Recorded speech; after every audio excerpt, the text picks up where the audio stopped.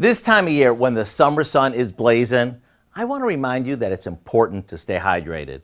It may sound obvious, but so many of us forget to drink that extra glass of water or eat foods that are high in water content. Now, the basic rule of thumb is that you should drink about 8 glasses of water a day, especially if you're outside. And if you're thinking, I can't drink all that water, then make sure you eat lots of fruits and veggies, since they're packed with water. And for a cool way to stay hydrated, how about making some frozen fruit pops? No worries, they're easy. All we do is place chunks of watermelon in a blender or a food processor, along with a bit of water and a little sugar. After it's blended, we pour it into popsicle molds or into paper cups. To take these to another level, we can add some cut up fruit or fresh mint.